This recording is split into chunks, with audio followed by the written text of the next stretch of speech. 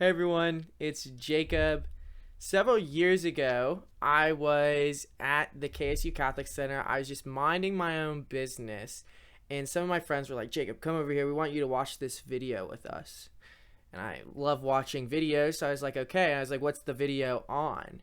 And they were telling me that this Catholic bishop, who I didn't know but was Bishop Barron, was going on a show called The Rubin Report. And if you don't know who Dave Rubin is an openly gay atheist. So you're like, this is going to be wild. This is going to be intense. Spoiler, it was not. Everyone was very polite and friendly. Um, but there was one point in the interview where Dave Rubin was asking Bishop Barron about the existence of God because Dave Rubin himself was an atheist. And Bishop Barron starts talking about this guy who I'd kind of heard of but didn't really know, but he kept talking about him, this guy named Thomas Aquinas. And he then started laying out these different arguments for the existence of God. And he went into a lot of specifics with the first one, the argument of motion, which is Thomas's probably most popular kind of argument and probably his best. They're all really good, so it's kind of hard to say, but the argument of motion is a really good argument, and I'm not going to explain it because it would take way too long, but something about it just clicked with me, and I was like, whoa, dang. And I think up to that point, kind of my experience of the faith was really this kind of error of thinking, well, faith and my relationship with Jesus is kind of over here, and then rationality and science and intellectual thought is over here. They aren't necessarily at odds, but they're not really compatible either. Like, if you had asked me why you believe in God, I would probably have given a very emotional response. Like, honestly, I don't know if God is real, but I know in my heart. And I guess that's fine, but that's pretty much the extent of what I knew. So seeing this bishop come up here and give a very coherent argument for the existence of God that I like went home thinking about, like, yeah, I don't think I can disprove, like, everything he said is logically true. So this was a real game changer for me. And I went home and I was like, I think I've seen him in my dad's library. So I went and I checked the library, and sure enough, we have a bunch of books on Thomas Aquinas, but the one I picked up was the Summa of the Summa by Peter Kreeft, which is kind of like a summary um, of the writings of St. Thomas. So that is who we are talking about today. We're talking about my main man, Thomas Aquinas. People who know me, I talk about Thomas Aquinas all the time. He is who I go to when I am curious about church doctrine, or if I'm giving a talk or anything, I try and bring Thomas in at least at one point or another. So who is Thomas Aquinas? Thomas Aquinas was a Dominican, which is a religious order. It's actually at St. Catherine's. It's the order that we have there, but they're sisters. Thomas Aquinas was a man. But he was a Dominican, and he's probably the most influential theologian and philosopher in church history. I think you could make a case for Augustine. Augustine and Thomas, they're kind of both up there, but Thomas, he's something really, really special. And he grew up in a very privileged environment. His parents were very wealthy, and they really didn't want him to become a Dominican. They wanted him to become, I believe, a Benedictine, actually, because he had a family member who ran the monastery of a big Benedictine monastery. So they thought if he became a Benedictine, he could get this really prestigious role. But he didn't want to be a Benedictine. He wanted to be a Dominican, which their charism is really study and preaching. They're the order of preachers. So they love to preach, they love to study and preach what they learn. But they didn't want that because the Dominicans take vows of poverty, and they didn't want Thomas taking a vow of poverty. So they were really against it. He tried to sneak off at one point. They got his brothers to go get him and bring him back, and then they locked him in his room. My favorite story is that at one point, while keeping him trapped in the house, they sent his sister to go convince him not to be a Dominican, and after spending a few hours with Thomas, she decided that she was going to become a religious sister, which I just think is hilarious. They also, at one point, they eventually sent a prostitute to go tempt him because they thought if we can get him to have sex, he will not want to be celibate. So that's good parent move right there. So they sent the prostitute in, and apparently he like chased him away with like a fire poker. And God was so pleased with him that he sent an angel and he wrapped Thomas's waist with a cord. And it said that Thomas was never tempted with impurity again. And I actually listened to one talk that was interesting, that because our intellect and purity are kind of linked. So when we're pure, our intellect is kind of better. So Thomas, who was meant to serve kind of this role of an intellectual figure, needed his chastity kind of protected, his purity protected, which is a really cool kind of just tidbit in that. So eventually he does become a Dominican, and he studied under Albert the Great. He was very humble. He didn't say a lot. People thought he was stupid in school because he didn't really talk, because he knew everything. He's just so smart. But there's one story where someone thought he was really stupid, so they like went up to him. They're like, "Okay, do you want me to tutor you?" And Thomas, out of humility, was like, "Okay." And so he went to tutoring, and then Thomas just started talking, and everyone was like, "What? This is the smartest man on the earth." But Thomas is important because he lived at a really interesting time in the church, where kind of what I was saying earlier, there was kind of this error that had arisen of this separation of faith and reason. There was kind of there was no definitive statement, right? It was kind of a discussion that was being had, was whether or not faith, right, could be reconcilable with reason, right? They didn't necessarily have things like biology back then, but they did have philosophy like Aristotle. So that was kind of, they kind of were thinking, well, maybe these are at odds. And Thomas comes in, he goes, "Wait, hold the phone. No way. No way, Jose. Faith and reason, they are both cool. Let's bring them together." And because of that, we as a church have kind of accepted this idea that faith and reason are reconcilable, and not just reconcilable, but they kind of complement one another. And I think this is super, super important today. In fact, I think Thomas Aquinas is one of the most important saints today. He was really important at the time if he lived. I mean, at the Council of Trent, they literally put the Summa, which is his writings, right next to the Bible on the altar in the middle. So, and even Leo XIII said that Thomas was, I believe, the definitive exposition of Catholic doctrine. So he's super important for just what we believe as Catholics, what we teach, what we understand. It's because he knew the Catholic teaching, and he was able to explain it and communicate it in a very cohesive and reasonable, rational way. And I think this is important for kind of the time that we're living in now, just because we live in a time that really values feelings and emotions over the truth and fact.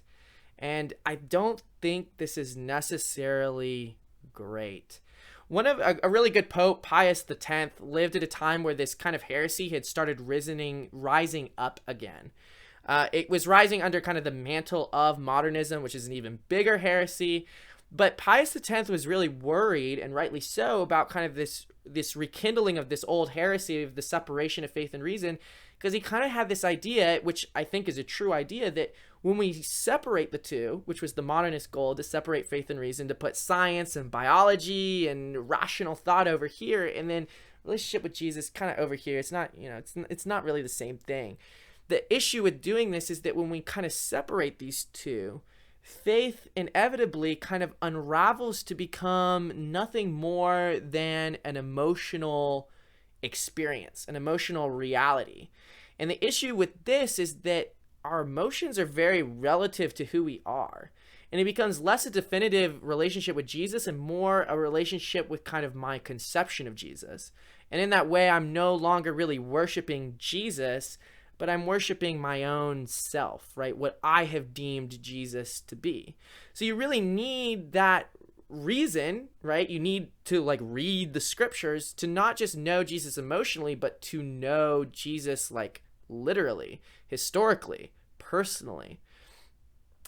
And I think another issue, of course, is that our emotions can very often misguide us. I think we've all been in situations where like our heart is telling us to do one thing and our mind is telling us to do another. So you really need both, right? I think when you fall in love with someone, right, you not only fall in love with an experience or a feeling that you get with that person, you also fall in love with the knowledge that you have of that person, right? I'm not just falling in love with kind of that really fun date that we had, but I'm also falling in love with that person's mannerisms, their quirks, their what they like, what they dislike, their family. I'm falling in love with the knowledge of that person, right? And ultimately, that knowledge of that person only fortifies my heart, right? It makes me love them more, but it also keeps my heart more disciplined, right? That way, I'm not just being guided solely by emotion and feeling.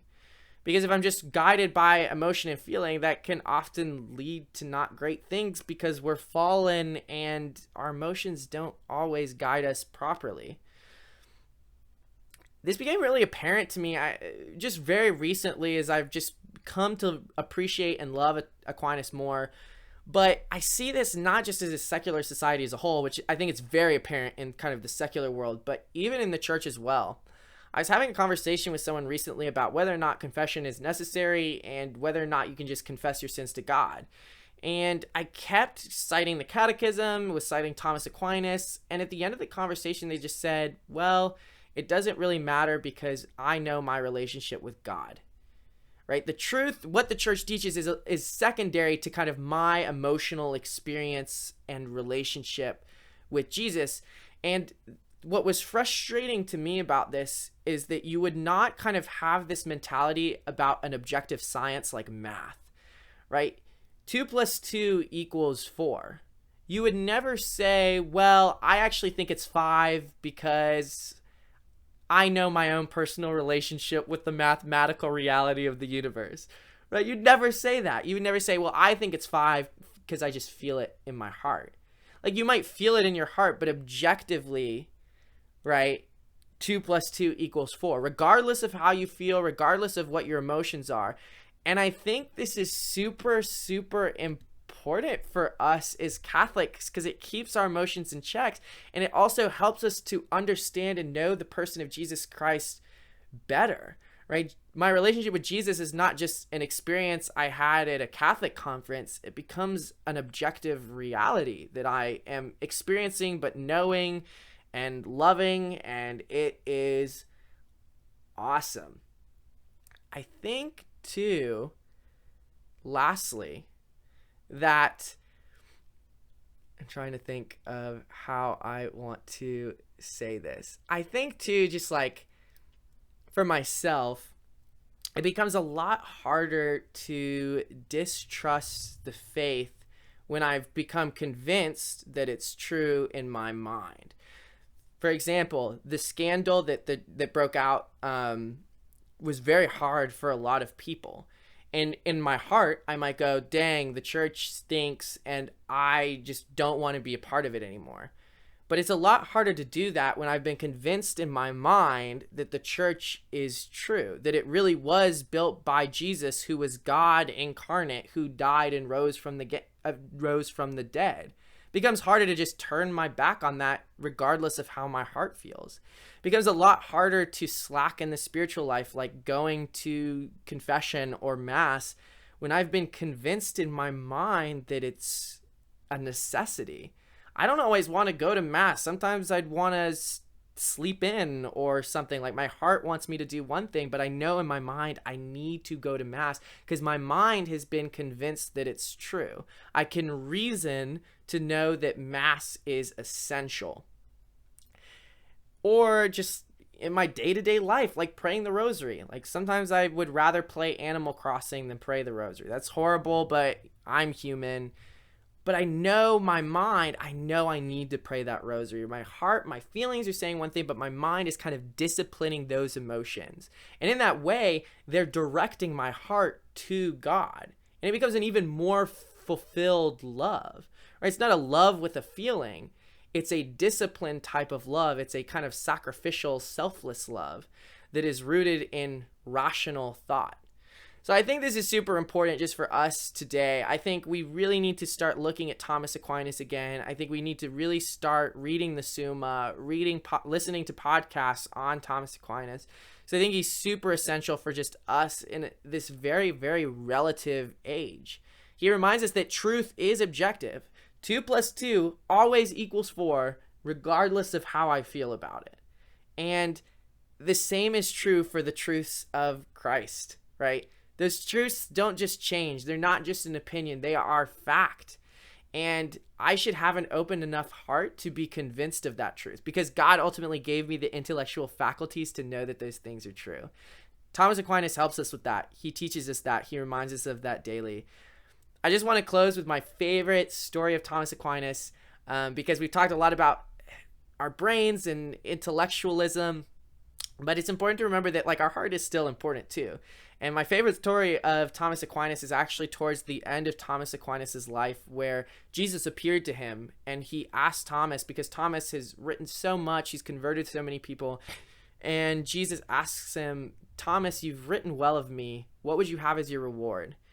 And Thomas responds, Domini non nicete, which is Latin, I believe, it might be Italian, for nothing if not you, Lord. Like, Thomas was a philosopher, he was a thinker, he was rational, but he also loved the Lord dearly. And ultimately, it was his mind and his heart in union with one another that helped him to love Jesus so well. And I think it's a great lesson to all of us. Don't just be the emotional, don't just love God for the experience. You know, come to know God with your mind. And vice versa. Don't just come to know things about God, but also learn to kind of discipline your heart to direct it towards God so that you can love God with your heart. Remember, our Lord says you need to love your Lord, your God, with all your heart, with all your soul, and with all your mind. Thomas Aquinas, pray for us.